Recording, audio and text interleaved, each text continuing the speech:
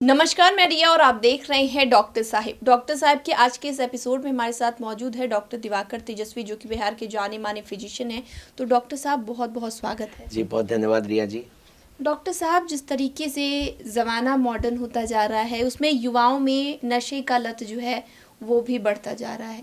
आने वाले दिनों में ये कितना खतरनाक हो सकता है, किन बीमारियों का ज़्यादा खतरा हो सकता है? हाँ, आपने सही कहा कि अभी हाल के दिनों में बिहार के अंदर और जैसा मरीज हम लोग देख रहे हैं अभी, युवाओं के बीच में नशे की प्रचलन बहुत तेज़ी से बढ़ी है और विशेषकर ये स्थिति बहुत ही गंभीर होती जा रही है, क्योंकि युवा जो हैं वो जो इंजेक्टेबल ड्रग यूज़ होते हैं, सुई के द्वारा जो नशा लिए जाते हैं, उनका प्रयोग करना शुरू कर दिए हैं। जो युवा हैं वो ब्राउन शुगर, हेरोइन, इस तरह के खतरनाक नशीले पदार्थों का यूज़ करना शुरू कर दिए हैं।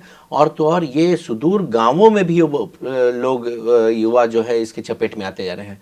इससे दो तीन तरह की गंभीर बीमारियां देखने को आ रही हैं। एक तो इंजेक्टेबल ड्रग यूज़ के कारण से सुई, नीडल, सिरिंज शेयरिंग जो कर रहे हैं युवा नशे के कारण से, उसमें HIV, हेपेटाइटिस बी और हेपेटाइटिस सी के रोगियों की संख्या भी बढ़ी है। और ये बहुत गंभीर वायरल इन्फेक्शन होते हैं जो सुई के द्वारा, नशे के सुई के द्वारा एक से दूसरे में फैल रहे हैं। साथ ही साथ जो नशा ब्राउन शुगर और इन्हेलेशन के द्वारा, सांसों के द्वारा लेते हैं, उससे भी एडिक्शन बहुत तेज़ी से बढ़ा है। और यूथ जो एक्टिव रहते हैं, जो प्रोडक्टिव होते हैं, यूथ जो पढ़ने लिखने वाले दिन हैं, वो अब परेशानियों का शिकार होते जा रहे हैं और बहुत गंभीर स्थिति में फंसते जा रहे हैं। सर, तो अब सवाल ये है कि कैसे निपटा जाए, क्योंकि 16 साल 17 साल के युवा हैं जिन्हें पढ़ाई करना है, लेकिन पढ़ाई ना करके वो नशे में डूबते जा रहे हैं। तो एक कहीं ना कहीं खराब प्रभाव भी समाज पर पड़ रहा है, और ऐसे में अगर इसे निपटने की बात आती है तो वो क्या करें? देखिए, बहुत गंभीर समस्या आने वाले दिनों में हम लोग देख रहे हैं। पेशे से चिकित्सक होने के कारण बहुत सारे पेशेंट्स हम लोग देख रहे हैं ऐसे। आपने सही कहा कि अभी बहुत संजीदगी से, बहुत गंभीरता से इस पर विचार करना आवश्यक है और 3-4 स्तर पर इसमें कार्य करने होंगे।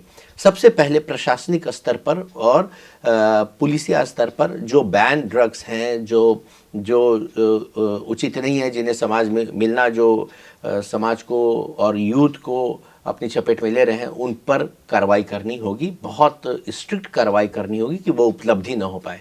दूसरी चीज़ है कि जो पेरेंट्स हैं, जो घर में रहते हैं, गांव में हैं, अपने बच्चों के प्रति उन्हें ज़्यादा समय देना है और बच्चों को भी खेलने के अवसर मिले और आगे नौकरियों के अवसर रहें, उनके रिक्रिएशन के अवसर रहें, जो पॉजिटिव रिक्रिएशन हो उसके अवसर रहें। इन सब बातों पर भी ध्यान रखना होगा। और कोई भी व्यक्ति अपने पीयर्स पर ही प्रेशर देते हैं, अपने एक यूथ दूसरे यूथ को प्रेशर देता है कि अरे इसका सेवन करने से अच्छा लगता है, ये है वो है, और उसमें दूसरे यूथ भी चपेट में आ जाते हैं उसके। तो उसमें एक पीयर्स का ऐसा ग्रुप बनाना है जो उसके कुप्रभावों को, जो व्यक्ति इसके कुप्रभाव से उभरा है, जो यूथ, उसको भी एज अ पीयर लीडर बना करके उसे भी अपने यूथ के बीच में समझाने की आवश्यकता है कि इस करने से कितनी गंभीर स्थिति से वो गुजर चुके हैं और ऐसा क्या क्या बीमारियां हो सकती है उसके बारे में भी जानकारी देनी आवश्यक होगी। और साथ ही साथ चिकित्सक लोग को भी अवेयरनेस प्रोग्राम एक चलाने की आवश्यकता है। विभिन्न NGO को अवेयरनेस प्रोग्राम चलाने की आवश्यकता है, जिसमें ये बातें जो मेडिकल, जो उनकी हेल्थ को कुप्रभाव डाल रही है, HIV, hepatitis B, hepatitis C जैसे गंभीर रोगों को उत्पन्न करा रही हैं इंजेक्टेबल ड्रग यूज़ के कारण से, उसके बारे में सही जानकारी यूथ को मिल पाए समय रहते, जिससे कि वो इसके नशे के शिकार में आने से बच पाएँ। सर, जो ये ड्रग्स का इंजेक्शन ले रहे हैं, आपने जिक्र भी किया कि HIV, hepatitis B, hepatitis C का खतरा बढ़ता जा रहा है, शरीर पे क्या सिम्टम्स दिख रहे हैं? देखिए, विभिन्न तरह के नशाओं के जो सिम्टम्स आते हैं उसमें एक तो होता है कि कन्फ्यूजन होता है, एडिक्शन होता है, डिप्रेशन होता है, सुस्त हो जाते हैं, व्यक्ति एनर्जेटिक नहीं है। और उसके साथ साथ जब डिप्रेसिव फीचर्स है, नींद अनिद्रा होने लगती है, चिड़चिड़ाहट होने लगती है, उन्हें समझ में कुछ आने में परेशानी होने लगती है। और नीडल सिरिंज सुई से जब हेपेटाइटिस बी, सी या HIV होते हैं तो कमजोरी होने लगती है, वजन घटने लगता है, भूख नहीं लगती है, और लैक ऑफ कंसंट्रेशन और विभिन्न तरह की फिर अपॉर्चुनिस्टिक इन्फेक्शन उनको संक्रमित करती हैं, मुंह में छाले आने लगते हैं, लिवर हेपेटाइटिस बी सी के कारण से लिवर सिरोसिस, लिवर कैंसर भी होने की संभावना हो जाती है।